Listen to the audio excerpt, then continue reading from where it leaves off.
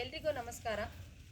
ಶಾಲಾ ಶಿಕ್ಷಣ ತರಬೇತಿ ಸಂಸ್ಥೆ ರಾಮನಗರ ಮತ್ತು ಅಜಿಂ ಪ್ರೇಮ್ಜಿಯವರ ಸಹಯೋಗದೊಂದಿಗೆ 6ರಿಂದ 8ನೇ ತರಗತಿ ಪ್ರಾಥಮಿಕ ಶಾಲಾ ಶಿಕ್ಷಕರಿಗೆ ಬುನಾದಿ ತರಬೇತಿಯನ್ನು ದಿನಾಂಕ 5/3/2024ರಿಂದ 12/3/2024ರವರೆಗೆ ಹಮ್ಮಿಕೊಂಡಿದ್ದರು.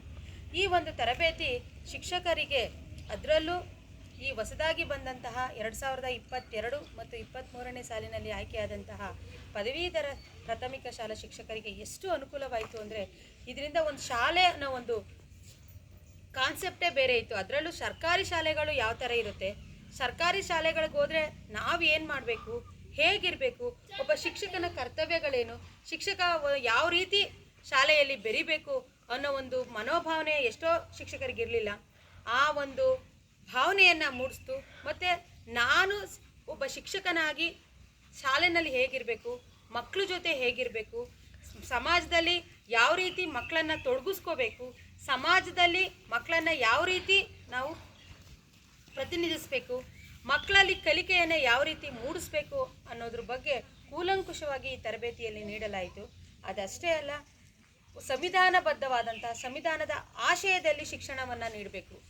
ಸಮಾಜದಲ್ಲಿ ಒಂದು ಮಗು ಯಾವ ರೀತಿ ತೊಡಗಿಸ್ಕೋಬೇಕು, ಅಥವಾ ಆ ಒಂದು ಸಮಾಜದಲ್ಲಿರ್ತಕ್ಕಂತಹ ಅನೇಕ ಸವಲತ್ತುಗಳನ್ನು ಯಾವ ಥರ ಬಳಸ್ಕೊಂಡು ಶಿಕ್ಷಕ ಅಲ್ಲಿ ತನ್ನ ಕಾರ್ಯ ನೈಪುಣ್ಯತೆಯನ್ನು ತೋರಿಸ್ಬೇಕು, ತನ್ನ ವೃತ್ತಿ ನೈಪುಣ್ಯತೆಯನ್ನು ಯಾವ ರೀತಿ ಬೆಳೆಸ್ಕೋಬೇಕು, ಪ್ರಜಾಸತ್ತಾತ್ಮಕ ನಿಟ್ಟಿನಲ್ಲಿ ಯಾವ ರೀತಿ ಅವರು ಬೋಧನೆಯನ್ನು ಮಾಡಬೇಕು, ಜೊತೆಗೆ ಆಧುನಿಕ ತಂತ್ರಜ್ಞಾನವನ್ನು ಯಾವ ರೀತಿ ಬಳಸ್ಕೊಂಡು ಶಿಕ್ಷಣವನ್ನು ಮಕ್ಕಳಿಗೆ ಕೊಡಬೇಕು. ಆ ಒಂದು ಶಿಕ್ಷಣದಲ್ಲಿ, ಅದರಲ್ಲೂ ಎಸ್ಪೆಷಲಿ ಸರ್ಕಾರಿ ಪ್ರಾಥಮಿಕ ಶಾಲೆ ಶಿಕ್ಷಣದಲ್ಲಿ ಬರುವಂಥ ಮಕ್ಕಳುಗಳಿಗೆ ಅನೇಕ ಸೌಲಭ್ಯಗಳ ಕೊರತೆ ಇರುತ್ತೆ. ಆ ಸೌಲಭ್ಯಗಳನ್ನ ಹೆಂಗೆ ಒದಗಿಸ್ಬೇಕು, STMC ಅವರ ಒಂದು ನೇತೃತ್ವದಲ್ಲಿ ಯಾವ ರೀತಿ ನಾವು ಆ ಮಕ್ಕಳುಗಳಿಗೆ ಸವಲತ್ತುಗಳನ್ನು ಒದಗಿಸಿ ಯಾವ ರೀತಿ ಅವರನ್ನು ಅಭಿವೃದ್ಧಿ ಪಡಿಸ್ಬೇಕು, ಮತ್ತು ಅವ್ರಿಗೆ ಶಿಕ್ಷಣವನ್ನು ಯಾವ ರೀತಿ ಕೊಡಬೇಕು, ಅವರು ಸಮಾಜದ ಅತ್ಯುನ್ನತ ವ್ಯಕ್ತಿಯಾಗಿ ಯಾವ ರೀತಿ ಬೆಳಿಬೇಕು, ಅದಕ್ಕೆಲ್ಲ ಮೂಲ ಕಾರಣಕರ್ತರು ಯಾರು ಅಂದರೆ ಶಿಕ್ಷಕರಾಗಿರ್ತಾರೆ.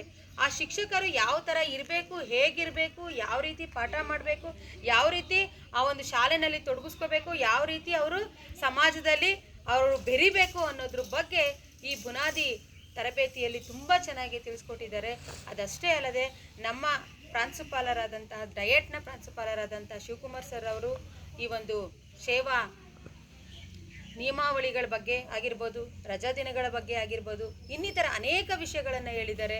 ಪುರುಷೋತ್ತಮ್ ಸರ್ ಮತ್ತು ಅಜಿಂ ಪ್ರೇಮ್ಜಿ ಅವರ ಫೌಂಡೇಶನಲ್ಲಿ ಕೆಲಸ ಮಾಡ್ತಕ್ಕಂತಹ ಪ್ರೀತಿ ಮೇಡಮ್ ಆಗಿರ್ಬೋದು, ಹರೀಶ್ ಸರ್ ಆಗಿರ್ಬೋದು, ಚೈತ್ರ ಮೇಡಮ್ ಆಗಿರ್ಬೋದು, ಇವರೆಲ್ಲರೂ ಅತ್ಯುನ್ನತವಾಗಿ ನಮಗೆ ತರಬೇತಿಯನ್ನು ಕೊಟ್ಟಿದ್ದಾರೆ. ಅದಷ್ಟೇ ಅಲ್ಲದೆ ನಮಗೆ ಮೂಲ ಸೌಕರ್ಯಗಳಾದಂತಹ ವಸತಿ ಸೌಕರ್ಯ ಆಗಿರ್ಬೋದು, ಅಥವಾ ಊಟದ ವ್ಯವಸ್ಥೆ ಆಗಿರ್ಬೋದು, ಎಲ್ಲನೂ ನೀಟಾಗಿ ಯಾವುದೇ ಕುಂದುಕೊರತೆ ಬರೆದಿರ್ತಕ್ಕಂತಹ ರೀತಿಯಲ್ಲಿ ನಮ್ಮನ್ನು ತರಬೇತಿಗೊಳಿಸಿ ನಮ್ಮನ್ನು ಶಾಲೆಗಳಿಗೆ ಕಳಿಸೋದಕ್ಕೆ ತುಂಬ ಪ್ರಯತ್ನ ಪಟ್ಟಿದ್ದಾರೆ. ಅವರೆಲ್ಲರಿಗೂ ಒಂದು ಸ್ಥಾನ 2 ಮಾತುಗಳನ್ನು ಮುಗಿಸ್ತಾ ಇದ್ದೇನೆ.